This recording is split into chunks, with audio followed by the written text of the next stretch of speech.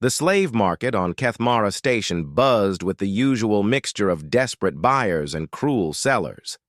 Alien species from across the galaxy gathered here to trade in sentient beings, a practice that had flourished in the darker corners of space for millennia. The air reeked of fear, desperation, and the acrid smell of various alien biochemistries mixing together. Marcus Chen had been unconscious when they brought him here. The last thing he remembered was his exploration ship, the Endeavor, being attacked by unknown vessels near the edge of human space. His crew was dead, his ship destroyed, and now he found himself chained to a metal platform with dozens of other unfortunate souls from various species. The humans stood out among the other slaves. While most cowered or wept, Marcus remained eerily calm. His dark eyes surveyed his surroundings with the calculating gaze of someone who had survived worse situations. The other slaves gave him a wide berth, sensing something dangerous about the quiet human. "Look at this one," sneered Vextar, a reptilian Korthak trader known for his cruelty. He jabbed Marcus with an electrified prod, expecting the human to scream or beg. Instead, Marcus barely flinched, his jaw tightening as he absorbed the pain without giving his captor the satisfaction of a reaction. "Tough specimen," Vextar continued, addressing the small crowd of potential buyers. "This savage comes from a death world called Earth. His species is known for their violence and unpredictability, perfect for gladiatorial combat or dangerous mining operations." Among the crowd, a young Zalani female watched with growing concern. Lyra had emerald-scaled skin that shimmered in the artificial light, and her large violet eyes held an intelligence that set her apart from the typical slave market clientele. Unlike the others, she wasn't here to buy warriors or laborers. She was here on a mission that her own people would consider treasonous. The Zalani were known throughout the galaxy as peaceful scholars and diplomats. Their society valued knowledge, harmony, and the preservation of life above all else. Lyra's father was a high-ranking ambassador, and she had grown up learning about the complex web of galactic politics and the darker truths that most citizens never saw.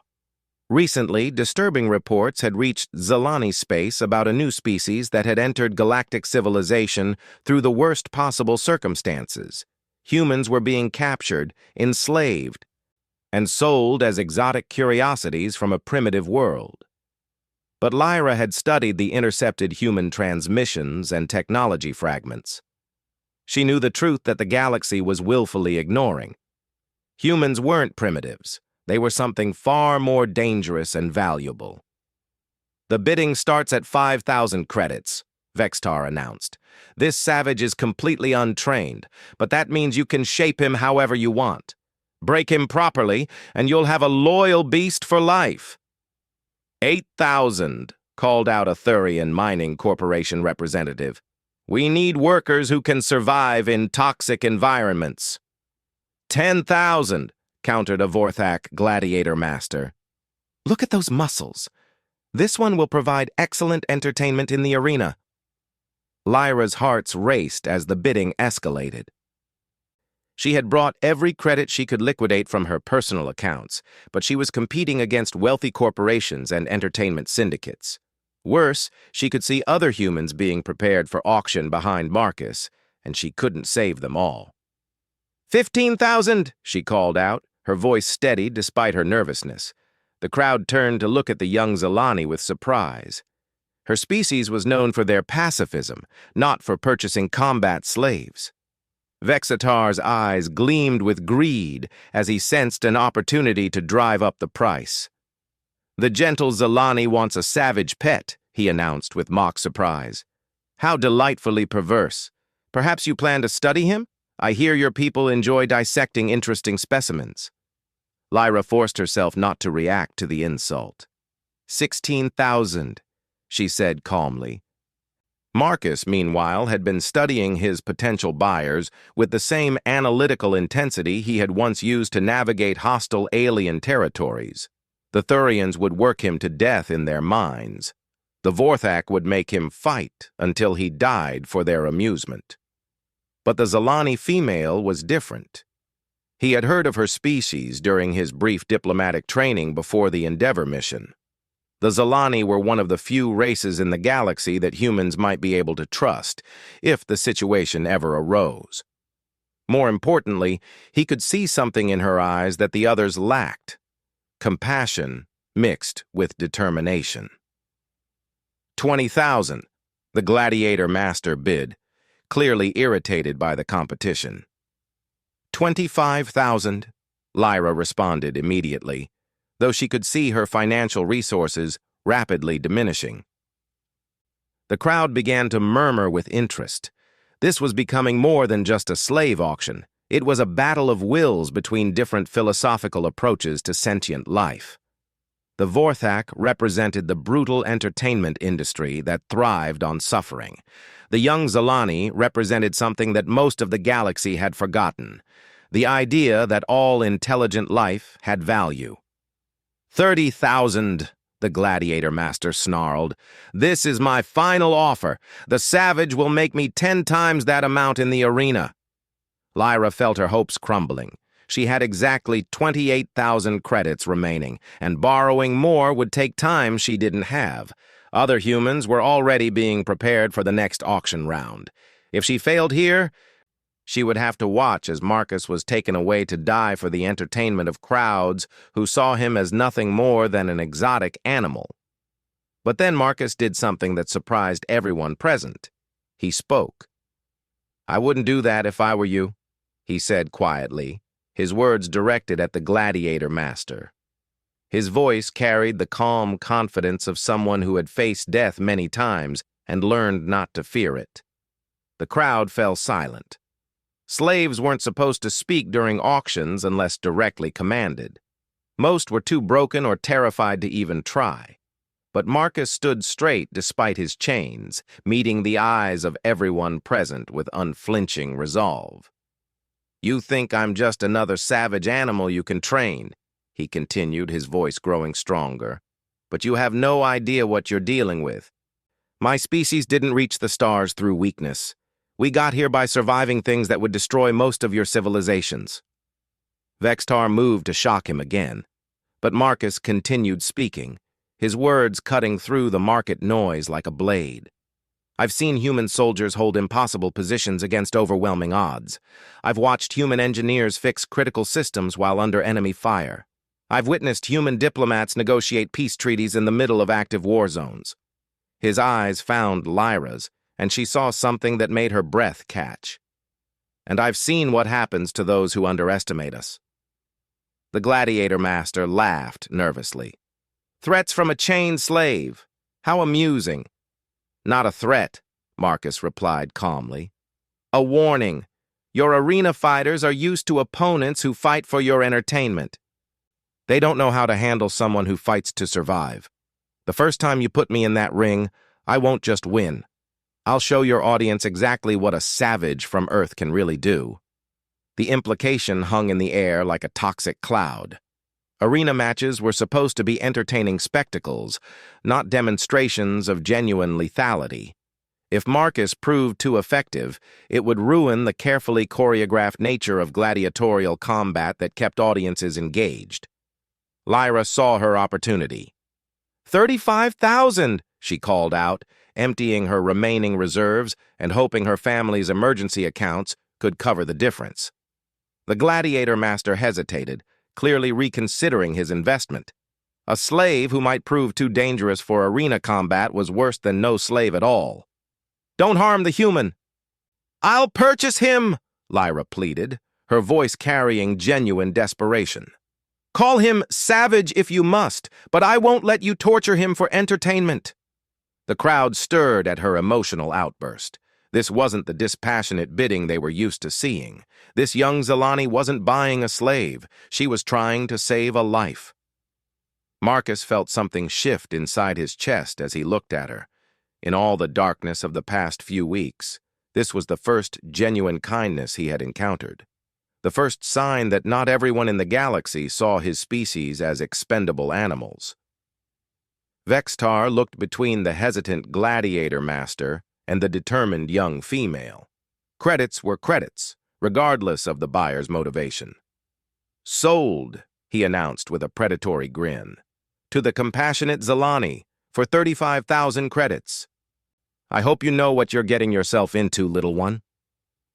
The transfer of ownership took place in a grimy back room behind the main auction floor.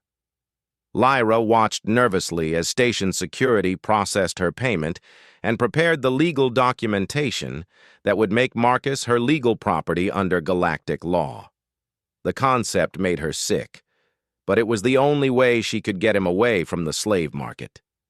"Standard ownership protocols apply," the board security officer droned while scanning Lyra's identification. "Property damage caused by your slave is your financial responsibility. Escape attempts will result in automatic bounty placement. Any crimes committed by the slave will be charged to the owner unless you can prove lack of control or instruction." Marcus remained silent during the proceedings, but Lyra could feel him studying her with those intense dark eyes. She wondered what he was thinking, whether he understood that she was trying to help him, or if he simply saw her as another captor with a different agenda. When the paperwork was complete, they handed Lyra a control device about the size of her palm. "Neural suppression collar," the officer explained casually. "Standard model. Red button delivers pain stimulus, blue button causes temporary paralysis, green button activates location tracking, yellow button is permanent termination, but that's irreversible, so use it carefully." Lyra stared at the device with horror. The casual way the officer described torture and murder made her stomach turn. She tucked the control device into her bag without examining it further. "Collar stays on until you reach your destination," the officer continued. "Station regulations for slave transport. You can remove it once you're in private space, but I wouldn't recommend it. These savages are unpredictable." 20 minutes later, Lyra and Marcus were walking through the station corridors toward her ship. The neural collar around his neck was a constant reminder of his legal status, and other beings they passed gave them a wide berth. Some looked at Marcus with curiosity, others with fear or disgust. "My ship is in docking bay 7, Lyra said quietly, breaking the silence between them. "It's not much, but it has decent life support and a small medical bay." Marcus nodded but didn't respond verbally. He was still processing everything that had happened. This young Zalani had just spent a fortune to purchase him, but her behavior suggested she had no intention of actually using him as a slave, which raised the question of what she really wanted. The corridors of Kethmara Station were a maze of different architectural styles reflecting the various species that used the facility. Zalani design emphasized flowing curves and natural materials. Korthak construction was all harsh angles and reinforced metal. Human engineering would have prioritized functionality and redundancy, but Marcus saw little evidence of his people's influence here. "What's your name?" Lyra asked as they waited for a transport pod. "Marcus Chen," he replied after a moment's hesitation. "Former Lieutenant Commander, Earth Exploration Service." Lyra's eyes widened. "You're military?" "Exploration Corps," Marcus corrected. "We're trained for combat. But our primary mission was peaceful contact with new civilizations." His expression darkened. "Lot of good that did us." The transport pod arrived, and they climbed inside. The small enclosed space forced them to stand closer together, and Lyra noticed details she had missed during the auction. Marcus was taller than most humans she had read about, with calloused hands and small scars that spoke of a life filled with physical challenges. But his eyes held intelligence and careful control that contradicted the savage narrative the slavers had been selling. "My name is Lyra Kethmiran," she said formally, "daughter of Ambassador Veltar Kethmiran of the Zalani High Council." Marcus raised an eyebrow. "Ambassador's daughter?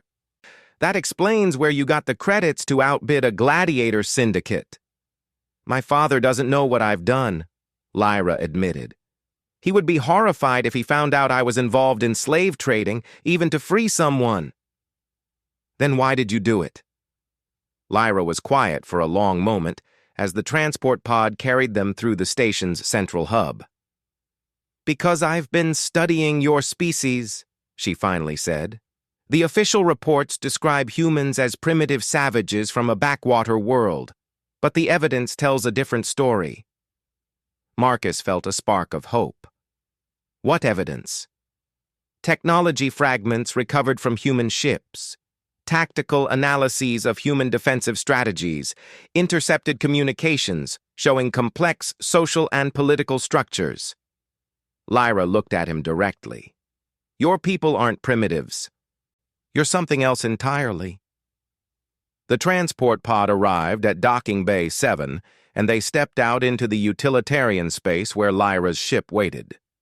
It was a sleek Zelani design called the Peaceful Current, built for long-range exploration and diplomatic missions rather than combat or cargo hauling.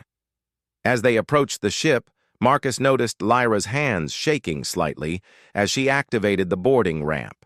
The full implications of what she had done were starting to hit her.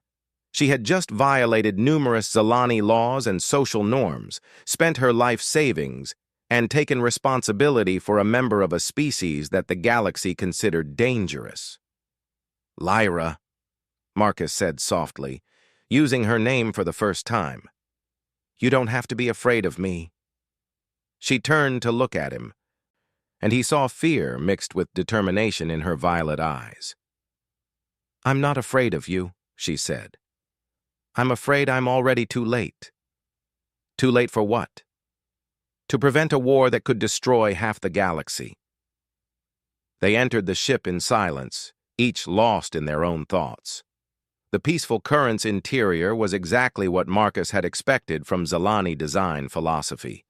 Elegant curves, soft lighting, and natural materials that created a sense of harmony and calm. It was the complete opposite of the harsh functionality he was used to on human ships. Medical bay first, Lyra said, leading him down a corridor lined with bioluminescent panels.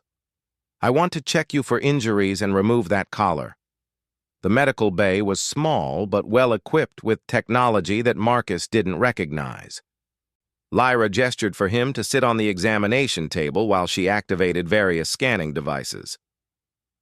I'm not a doctor, she warned, but I've had basic medical training for diplomatic missions. Some of the readings I'm getting don't make sense, though. What kind of readings? Lyra frowned at her scanner. Your bone density is much higher than expected. Your muscle tissue shows unusual efficiency in oxygen utilization, and your neural activity patterns are unlike anything in my medical databases. Marcus almost smiled. Death world evolution, he explained. Earth isn't just dangerous because of predators or natural disasters. Our gravity is higher than most inhabited worlds. Our atmosphere has a different chemical composition. And we evolved from persistence hunters who could literally run prey animals to death over long distances. Persistence hunters. Humans can maintain moderate physical exertion for longer than almost any other species on Earth, Marcus explained. We used to hunt by following prey for days until they collapsed from exhaustion. We're built for endurance rather than speed or strength. Lyra began working on the neural collar, using tools that looked more like art supplies than medical instruments. That explains some of the tactical reports I've read. Human soldiers who continued fighting despite injuries that should have been incapacitating. We're hard to kill, Marcus agreed, and we don't give up easily. The collar came free with a soft click, and Marcus immediately felt a psychological weight lifted from his shoulders. The device had been broadcasting a low-level pain signal that he had forced himself to ignore, but its absence was like stepping out of a cave into sunlight. Thank you, he said quietly. Lyra nodded and set the collar aside. Marcus, I need to tell you something important. You're not the first human I've tried to help. Marcus felt his stomach drop. What do you mean? 3 months ago, I managed to purchase another human from a different slave market, A woman named Sarah Martinez. She was a scientist from your exploration service. Where is she now? Lyra's expression became pained. Dead. The stress of captivity and the neural collar caused severe neurological damage. She died 2 weeks after I freed her, despite everything I could do to help. Marcus was quiet for a long moment, processing this information. You've been doing this for months? Buying humans? When I can. When I have the resources and the opportunity. Lyra looked down at her hands. But it's not enough. For every human I save, dozens more are being captured and sold. And now, there are rumors that some of the major powers are planning something worse. What kind of rumors? Military expeditions to Earth. Some of the council members think your homeworld would make an excellent source of slave labor and military recruits. They're calling it a pacification mission to bring civilization to a primitive world. Marcus felt cold anger building in his chest. They have no idea what they're talking about. That's what I'm trying to tell them, but no one will listen to me. I'm just an ambassador's daughter with romantic notions about protecting lesser species. Lyra's voice carried bitter frustration. They don't understand that humans aren't a primitive species that can be easily conquered. How many ships are they planning to send? The preliminary proposal calls for a fleet of 200 vessels, mostly troop transports and orbital bombardment platforms. They think overwhelming force will prevent significant resistance. Marcus laughed, but there was no humor in it. 200 ships against Earth? They might as well declare war on a supernova. What do you mean? Lyra, Earth isn't just another inhabited world. It's the most heavily defended planet in human space. We have orbital defense platforms, planetary shield generators, and a home fleet that's designed specifically to repel invasion attempts. Marcus stood up from the examination table. And that's just the beginning. The beginning of what? Of what happens when you attack humanity's home world? Marcus looked directly at her. Every human ship in the galaxy will converge on Earth to defend it. Every human colony will mobilize their forces. Every human citizen will take up arms. His voice grew quieter but more intense. You don't just fight humans, Lyra. When you threaten our home, you fight all of us. The next few days aboard the peaceful Current were a revelation for both Marcus and Lyra. As they traveled toward Zalani space, they spent long hours sharing information about their respective civilizations. Lyra showed Marcus intercepted human communications and technology analyses, while Marcus explained the true nature of human society and military capabilities. Your people think we're primitives because we've only been in space for a few centuries, Marcus explained during one of their evening conversations in the ship's common area. But they don't understand how quickly humans adapt to new challenges. Lyra had prepared a meal using her ship's food synthesizers, trying to approximate human nutritional requirements based on the medical data she had gathered. It wasn't quite right, but Marcus appreciated the effort. The reports describe human ships as crude and over-engineered, she said, reviewing her data tablets. But when I analyze the actual specifications, they're incredibly robust. Your vessels can take damage that would cripple most other designs. Human engineering philosophy is different, Marcus agreed. We build things expecting them to break, so we make sure they can still function when they do. Redundant systems, modular repairs, cross-trained crews. A human ship with 50% damage is still operational. Most other species would consider it a total loss. What troubled Lyra most was how systematically the galactic powers had misunderstood humanity. The slave raids that had captured Marcus and others weren't random piracy. They were intelligence-gathering operations disguised as criminal activity. They want to study human psychology and physical capabilities before the invasion, she realized with growing horror. Every human they've captured and enslaved has been providing data about your species' limits and behaviors. Marcus nodded grimly. And they're drawing the wrong conclusions from that data. Slaves don't represent human capability under normal circumstances. We're seeing broken, traumatized individuals who've been subjected to torture and neural suppression. Of course, they seem weak and compliant. So the invasion force is being planned based on false information? Worse than that. They're being planned based on information that's designed to make us look helpless.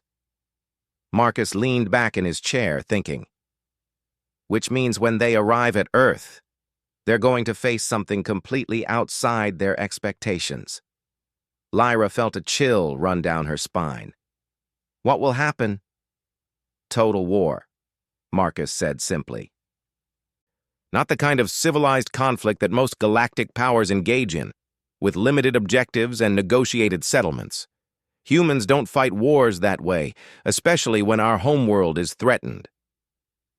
Over the following days, Marcus explained concepts that were foreign to most galactic civilizations.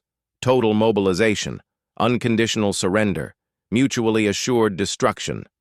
The idea that an entire species might choose collective death over subjugation was something that peaceful civilizations like the Zalani couldn't easily comprehend. Your father's people need to understand something, Marcus said as they approached Zalani space. If they participate in this invasion, humans will consider the Zalani a hostile species, not just the government that made the decision, but the entire civilization. But that's not fair, Lyra protested. Most Zalani citizens don't even know about the invasion plans. Fairness isn't relevant in total war, Marcus replied.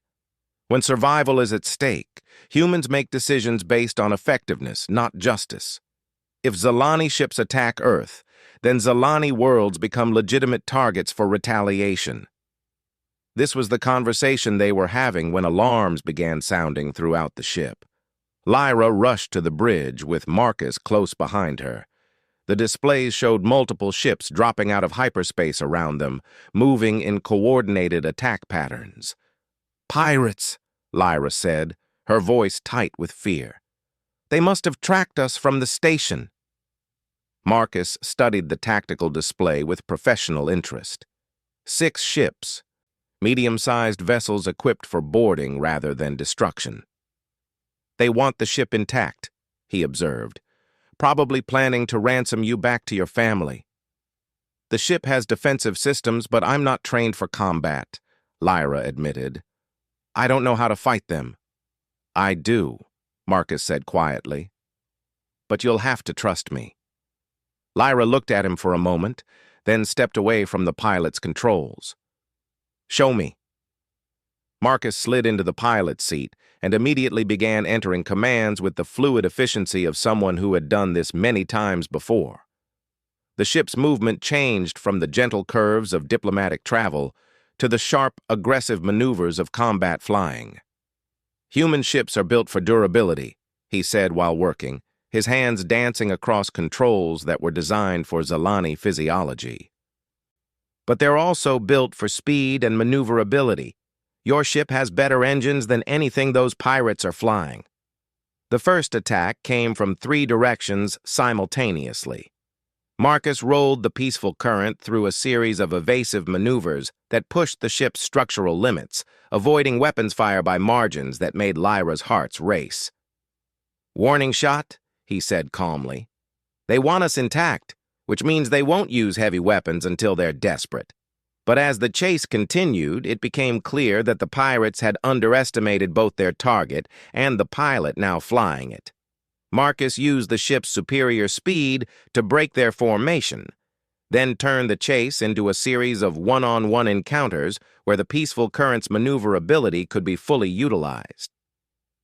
"How are you doing this?" Lyra asked, watching him pilot her ship with impossible precision. "Human pilots are trained differently," Marcus explained while executing a maneuver that brought them behind one of the pursuing vessels. "Most species treat space combat like naval warfare, with formations and predictable tactics. Humans learn to fight in 3 dimensions with no fixed reference points."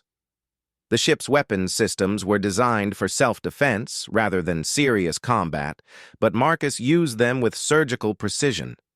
He didn't try to destroy the pirate vessels outright. Instead, he targeted their engines, weapons, and communication systems, systematically reducing their capability to continue the pursuit. "You're disabling them instead of destroying them," Lyra observed. "Unnecessary killing is wasteful," Marcus replied.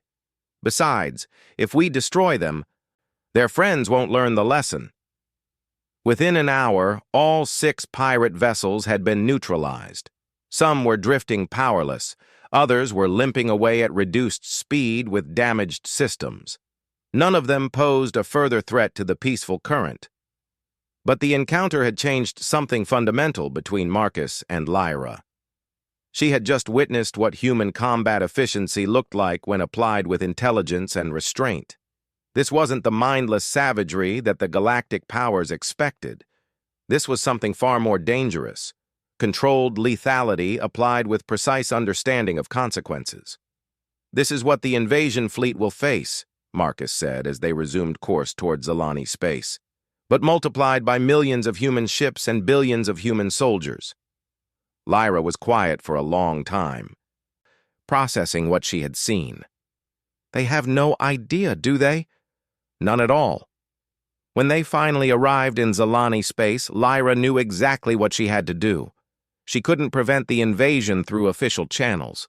Her father and the High Council were too committed to their misunderstanding of human nature.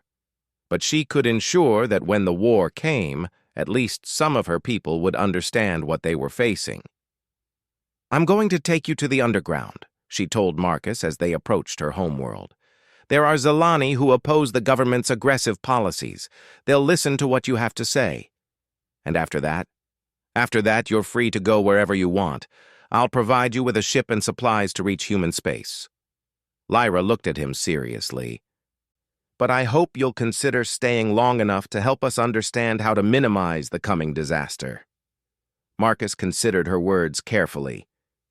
"What you're proposing is treason against your own government." "Yes," Lyra admitted. "It is. And you're willing to risk everything to prevent a war that your people are determined to start?" "I've already risked everything," she pointed out. "The moment I bought you from that slave market, I committed myself to this path." Marcus smiled for the first time since his capture. "Then I'll stay. Not as your property or your ally, but as your partner in preventing the stupidest war in galactic history." Over the following weeks, Marcus worked with Zalani dissidents to spread accurate information about human capabilities and intentions. They created detailed reports showing the true scope of human technology and military organization. They distributed recordings of Marcus explaining human psychology and strategic thinking. Most importantly, they revealed the connections between the slave raids and the planned invasion, showing how the intelligence being gathered was fundamentally flawed. The underground movement grew rapidly as more Zalani realized the implications of their government's plans. But it was too late to prevent the invasion entirely. The military forces were already assembled, the political momentum was unstoppable, and too many powerful interests had committed to the war for it to be called off. What they could do was ensure that when the invasion fleet inevitably met disaster at Earth, at least some Zalani would be prepared to negotiate peace terms that didn't result in the complete destruction of their civilization. On the day the invasion fleet departed for human space, Marcus stood with Lyra on the observation deck of the Zalani capital city. They watched as hundreds of warships disappeared into hyperspace, carrying soldiers who believed they were embarking on a glorious conquest of primitive savages. "How long do you think it will take?" Lyra asked. "For the fleet to reach Earth? About 6 weeks." Marcus was quiet for a moment. "For the survivors to return with news of the defeat? Maybe 8 weeks." "Survivors?" "I convinced your underground friends to include emergency beacon transmitters in the fleet's supply ships," Marcus explained. "When the battle goes badly, some of the ships will be able to surrender and return home with accurate reports of what happened." Lyra nodded. It was a small mercy, but it might be enough to prevent the war from escalating into a mutual genocide. 8 weeks later, Exactly as Marcus had predicted, the first refugee ships began returning to Zalani space. They brought news that shocked the galaxy. The invasion fleet had been completely destroyed, not defeated or repelled, but utterly annihilated by human forces that seemed to materialize from nowhere. More importantly, they brought a message from Earth. Humanity was willing to negotiate peace terms, but only with representatives who understood the true nature of human civilization. They specifically requested that negotiations be conducted by the Zalani female who purchased and freed our people from slavery. Lyra found herself appointed as the primary peace negotiator, with Marcus serving as her advisor and translator. It was a role that would have been impossible under normal circumstances, but the complete failure of traditional diplomatic approaches had created space for new possibilities. The peace treaty that emerged from those negotiations became the foundation for a new type of relationship between humans and the galaxy. Instead of conquest or subjugation, it established principles of mutual respect based on accurate understanding of each species' capabilities and intentions. And in the years that followed, when historians wrote about the brief catastrophic war between humanity and the galactic powers, they always noted how it might have been avoided entirely if anyone had bothered to listen to a young Zalani diplomat who believed that all sentient life had value. Marcus never returned to human space. He found that his true calling lay in helping different species understand each other, preventing the kind of tragic misunderstandings that had nearly led to galactic war. He and Lyra established the Institute for Interspecies Understanding, which became the premier center for diplomatic training and cultural exchange. But more importantly, they proved that even in the darkest circumstances, compassion and understanding could triumph over fear and prejudice. Sometimes all it took was one person willing to see past the surface and recognize the true nature of those who seemed different. The galaxy was a better place because a young Zalani woman had chosen to save a single human life, not knowing that in doing so, she was saving everyone.